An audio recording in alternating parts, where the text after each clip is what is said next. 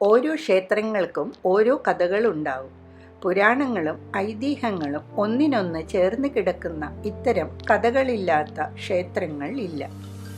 അത്തരത്തിലൊന്നാണ് പുൽപ്പള്ളിയിലെ സീതാദേവി ലവകുശ ക്ഷേത്രം.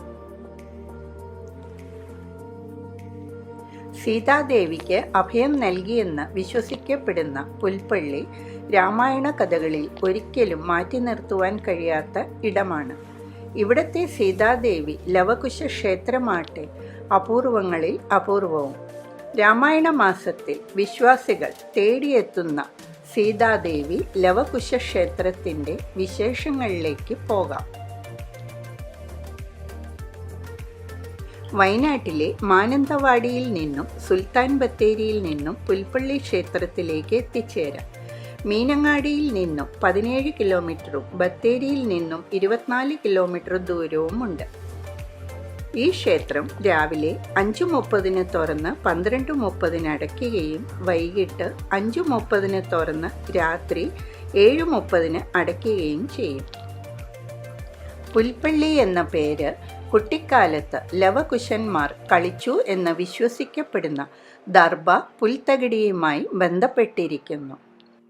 ഒരു ഗ്രാമത്തിൻ്റെ തന്നെ ദേവതയായി സീതാദേവിയെ ആരാധിക്കുന്ന ഇവിടെ ജാതിമത ഭേദമന്യേ ആളുകളെത്തി പ്രാർത്ഥിക്കാറുണ്ട്.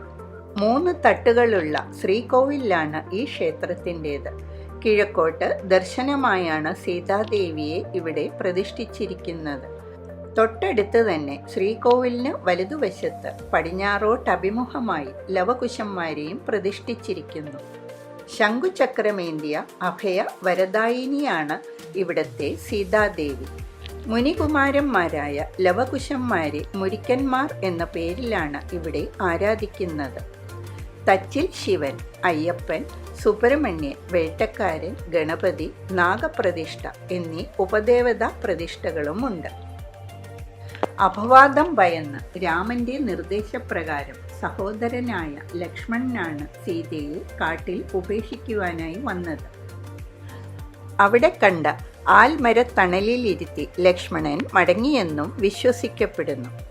സീതാദേവി അവിടെ ഇരുന്നു കരഞ്ഞപ്പോൾ കണ്ണീരിനാൽ രൂപം കൊണ്ടതാണ് ഇവിടെയുള്ള സീതാതീർത്ഥമെന്ന് വിശ്വസിക്കപ്പെടുന്നു. ഇവിടെ വെച്ചാണ് വാൽമീകി സീതയെ കണ്ടതും തൻ്റെ ആശ്രമത്തിൽ അഭയം നൽകിയതും എന്നാണ് കഥകൾ. വയനാട്ടിലെ ക്ഷേത്രങ്ങളിൽ വെച്ച് ഏറ്റവും വലിയ ക്ഷേത്രവും ഇത് തന്നെ. പുറത്തെ ആളും ബഹളവും ഒന്നും ഈ ക്ഷേത്രത്തിനുള്ളിലെത്തിയാൽ അറിയില്ല. പ്രകൃതിയോട് ചേർന്ന് നിൽക്കുന്ന അനുഭവമാണ് ക്ഷേത്ര സന്ദർശനം ഓരോ തവണയും വിശ്വാസികൾക്ക് നൽകുന്നത്. പടി കടന്ന് നേരെ എത്തുന്നത് ശ്രീകോവിലിന് മുന്നിലേക്കാണ്. പഴശ്ശി രാജയാണ് ഈ ക്ഷേത്രം നിർമ്മിച്ചതെന്ന് വിശ്വസിക്കപ്പെടുന്നു. വയനാട്ടിൽ മിക്ക പ്രദേശങ്ങളിലും അട്ടകൾ കാണാറുണ്ട്. എന്നാൽ ഇവിടുത്തെ ശ്രദ്ധേയമായ കാര്യം ഇവിടെ അട്ടകളില്ല എന്നാണ്. ഐതിഹ്യം അനുസരിച്ച് ലവനും കുശനും കളിക്കുന്ന സമയത്ത് അവരെ അട്ട കടിക്കുകയും സീതാദേവി അട്ടകളെ ശപിക്കുകയും അവരെ പുൽപ്പള്ളിയിൽ നിന്ന് പുറത്താക്കുകയും ചെയ്തു. എന്നാൽ ഇവിടെ ധാരാളം ചിതൽപുറ്റുകൾ കാണാൻ കഴിയും. ഇത് രാമായണം രചിച്ച വാൽമീകി മഹർഷിയുമായി ബന്ധപ്പെട്ടിരിക്കുന്നു. ഈ ക്ഷേത്രത്തിൻ്റെ മൂലസ്ഥാനമാണ് ഈ ചേറ്റാടി കാവ്. ഭൂമി രണ്ടായി പിളർന്ന് സീതാദേവി ഭൂമിക്കടിയിൽ പോകുകയും ഈ സമയത്ത് രാമൻ ദേവിയുടെ തലമുടിയിൽ പിടിച്ചു വലിക്കുകയും ചെയ്തു. അതുകൊണ്ടാണ് ഈ സ്ഥലത്ത് ചേറ്റാടിൻ കാവെന്ന പേര് വന്നത്. ഇപ്പോഴത്തെ സീതാക്ഷേത്രത്തിൽ നിന്ന് 1 കിലോമീറ്റർ അകലെയാണ് ചേറ്റാടിൻ കാവ്. നെയ്വിളക്കാണ് പ്രധാന വഴിപാട്. ക്ഷേത്രത്തിലെ സ്വത്തിൽ നോട്ടം വെച്ച് ഇവിടെ ആക്രമിക്കുവാൻ ടിപ്പു സുൽത്താൻ എത്തിയെന്നും എന്നാൽ ഇവിടെ എത്തിയപ്പോൾ സുൽത്താന് ദിഗ്ഭ്രമം ഉണ്ടായതിനെ തുടർന്ന് മടങ്ങിയെന്നും വിശ്വസിക്കപ്പെടുന്നു.